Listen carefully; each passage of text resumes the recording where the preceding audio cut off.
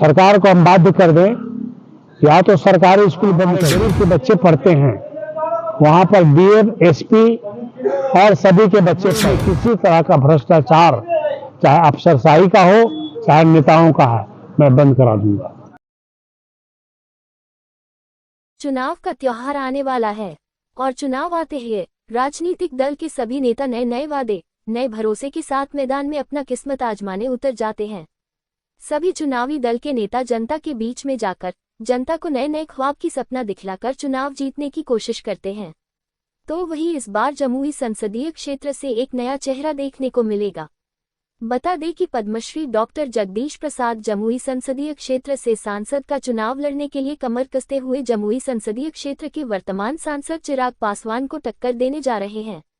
Party सूत्रों का कहना है कि पद्मश्री जगदीश प्रसाद जैसे नेक दिल दिग्गज नेता के मैदान में उतरने से चिराग पासवान को चुनाव में काफी दिक्कतों का सामना करना पड़ेगा। पार्टी ने ऐसे ज्यादातर दिग्गजों के साथ शेखपुरा जिला में दिन रात मेहनत करते हुए चुनावी दौरा कर रहा है। डॉक्टर जगदीश प्रसाद ने बताया कि अगर मैं चुनाव जीतता हूं तो सबसे पहले अपने संसदीय क्षेत्र में शिक्षा, स्वास्थ्य, रोजगार पर विशेष फोकस किया जाएगा और सभी धर्म, जाति, मजहब के लोगों, बड़े बड़े शहरों जैसी सुविधाएं जमुई संसदीय क्षेत्र में दी जाएगी। खासकर शिक्षित बेरोजगार युवाओं को हर हाल में रोजगार दी जाएगी। उन्होंने कहा कि मजदूर का बेटा अब मजदूर नहीं बनेगा, मजदूर का बेटा भी अब पढ़ लिख कर IAS, IPS, इंजीनियर, डॉक्टर बनेगा। उन्होंने शेखपुरा विधानसभा की जनता से अपील किया है कि एक मौका मुझे दिया जाए, मैं निश्चित तौर से ही समाज के लिए वह करूंगा जो आज तक किसी नेता ने नहीं किया है। बता दें कि डॉक्टर जगदीश प्रसाद मूल निवासी नालंदा जिला के रहने वाले हैं और यह विनम्र पारिवारिक पृष्ठभूमि से आते हैं, लेकिन उनका सामाजिक, आर्थिक, माली हालत भी एक गरीब परिवार में जन्म व पालन पोषण हुआ। लेकिन उनकी प्रतिभा और एक प्रतिभाशाली कार्डियक सर्जन के साथ साथ एक शानदार प्रशासक बनने की क्षमता को बाधित नहीं कर सका। उन्होंने 1977 में MBBS की डिग्री और 1981 में अखिल भारतीय आयुर्वेदिक संस्थान नई दिल्ली से जनरल सर्जरी करने एमएस प्राप्त किया। 1998 में इटली में डॉक्टर एंटोनियो M. कैलाफियोर के साथ काम भी किया और उसके बाद लीपजिंग हॉट सेंटर जर्मनी में भी प्रशिक्षण प्राप्त किया। बता दें कि पद्मश्री डॉक्टर 2003 में देश के सभी राज्यों में एम्स बनाने का सुझाव दिया और उनके सुझाव से ही पटना एम्स पहले बनाया गया। डॉक्टर जगदीश प्रसाद 2011 से 2019 तक स्वास्थ्य विभाग के महानिदेशक रह चुके हैं, लेकिन अब फिलहाल पद्मश्री डॉक्टर जगदीश प्रसाद लोकतांत्रिक सामाजिक न्याय पार्टी और मजबूत इरादे के साथ जमुई संसदीय क्षेत्र से चुनाव लड़ने का फैसला करते हुए राजनीति में कदम रख दिया है। संतोष कुमार, अंजना, बिहार स्टेट विधानसभा के सारे प्रखंड और ग्राम पंचायत और गांव का भ्रमण कर रहे हैं और लोगों को अपने संकल्प के बारे में बता रहे हैं। और हमारा पहला संकल्प है कि ये जो मजदूर का बेटा मजदूर जो बनता आ रहा है सदियों से, जब से हमारा देश स्वतंत्र हुआ, उसे हमें तोड़ना है और उसका तोड़ने का देखिए एक ही उपाय है, वो है अच्छी शिक्षा।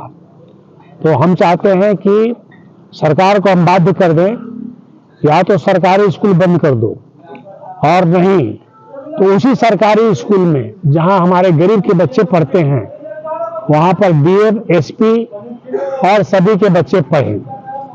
ये मेरा पहला होगा, ताकि उसमें शिक्षा की क्वालिटी में सुधार हो। दूसरा हमारा है कि जितने हमारे गरीब और हमारे गरीब के खासकर गरीब लोग की बहन बेटी, आप लोगों ने नेताओं को चुना, एक बार आप डॉक्टर जगदीश प्रसाद को चुनिए। मैं आपको क्या जमुई को ऐसा बना दूंगा कि बिहार क्या पूरा हिंदुस्तान देखे कि जमुई का संसद ने जमुई को कैसे गरीबों के लिए काम किया, कैसे शिक्षा में परिवर्तन लाया, कैसे स्वास्थ्य परिवर्तन लाया। कमजोर वर्ग को कोई नहीं दबंग नहीं सता सकता, पुलिस नहीं सता सकती। भ्रष्टाचार को खत्म कर दूंगा।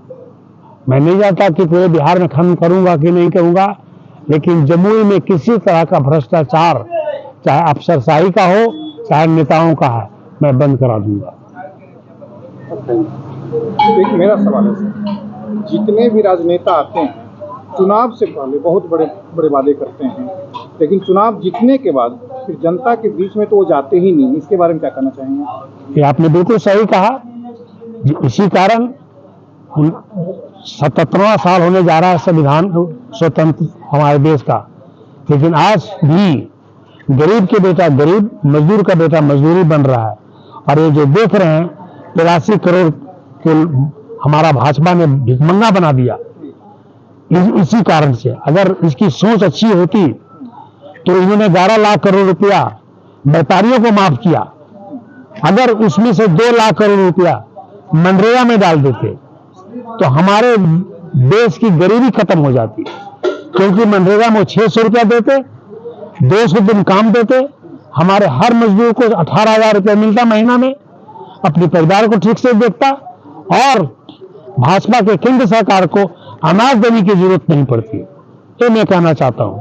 अनाज दे करके उन्होंने